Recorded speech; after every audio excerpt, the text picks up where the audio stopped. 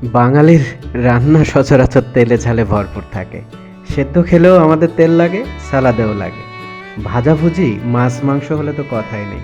চিকিৎসকরা যতই দিনে ৩-৪ চামচ খাওয়ার কথা বলুন না কেন, সেই লক্ষণ রেখা প্রায়শই পার হয়ে যায়, ফলত সমস্যাও বাড়ে।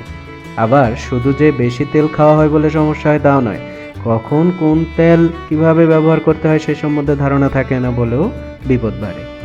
যে তেলে ফ্যাট ও ট্রান্স ফ্যাট বেশি থাকে সেই তেলে রান্না করা খাবার খেলে রক্তে খারাপ কোলেস্টেরল বাড়তে পারে, খারাপ হতে পারে হার্টের কলকবজাও।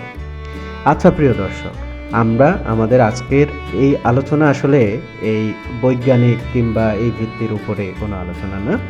আমরা আজকে আমাদের এই রেসিপিটা বিনা তেলে রান্নার রেসিপি। বিনা তেলে 1 কেজি পরিমাণ একটি মুরগিকে আমরা রান্না করব।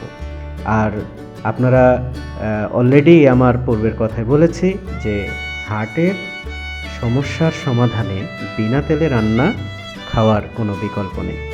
তো আসুন, এই যে এইটাই সুযোগ আসলে আমাদের, যে বাজারে তেলের মূল্যের যে ঊর্ধ্বগতি, বিশেষ করে বাংলাদেশে এই ঊর্ধ্বগতিতে আমরা কিভাবে তেল ছাড়া খুব মজার রান্না করতে পারি সেই বিষয়টা আপনাদের সাথে আজকে আমরা শেয়ার করব। আমরা প্রথমে ইনগ্রেডিয়েন্টসগুলো বলে নেব। ইনগ্রেডিয়েন্টসে শুরুতে আমাদের আছে আদা বাটা, তারপরে রসুন বাটা, তারপরে মরিচ মশলা, তারপরে হলুদের গুঁড়া, তারপরে ধনিয়ার গুঁড়া, তারপর জিরার গুঁড়া,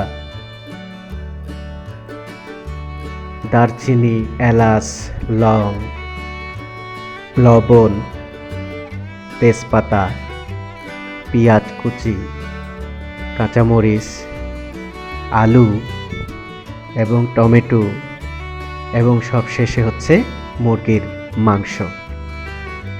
মুরগির মাংসের পরিমাণ 1 কেজি। তো আমরা আসলে বিনা তেলে রান্না খুবই সহজ, এবং আমরা আসলে এখন বিনা তেলে রান্না করব। প্রথমে এক হাঁড়ি পরিমাণ পানি বয়েল করতে হবে, এবং পানি ফুটিয়ে আসলে কড়াইয়ে প্রথমে পেঁয়াজ নাড়ুন, এবং সেখানে হচ্ছে গরম পানি, 1 কাপ পরিমাণ গরম পানি ঢালুন। গরম পানি ঢেলে নাড়তে থাকুন যতক্ষণ পর্যন্ত না আসে। এরপর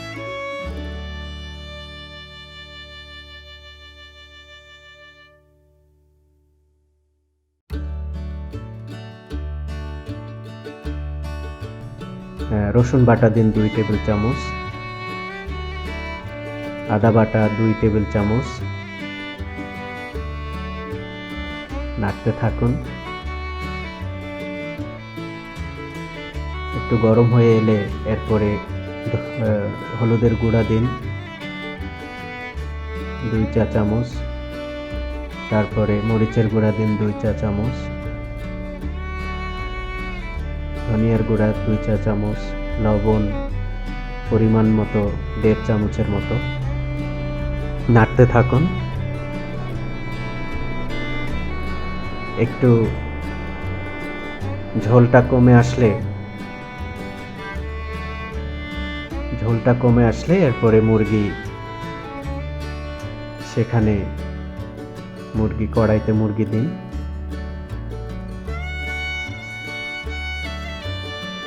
এরপরে নাড়তে থাকুন।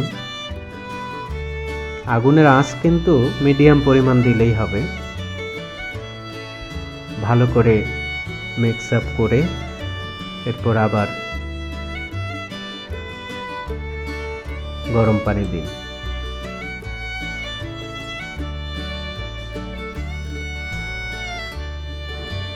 তারপরে ঢেকে রাখুন কিছুক্ষণের জন্য।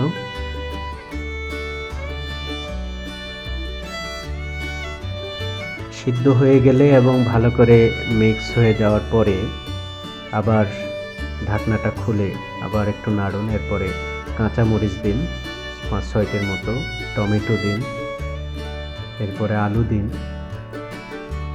তেজপাতা দিন, আর অন্যান্য এলাচ, দারচিনি, দিয়ে আবার নাড়তে থাকুন। এরপরে পানি দিন। পানি দিয়ে মোটামুটি যতটুকু পরিমাণ ঝোল খেতে চান, তারপরে আবার একটু জিরার গুঁড়া ছিটিয়ে দিন। এরপরে রেখে দিন এবং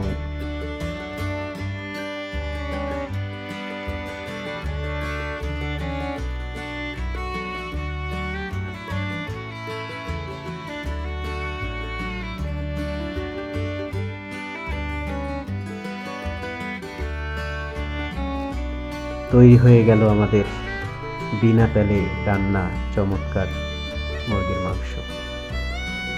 সকলকে ধন্যবাদ।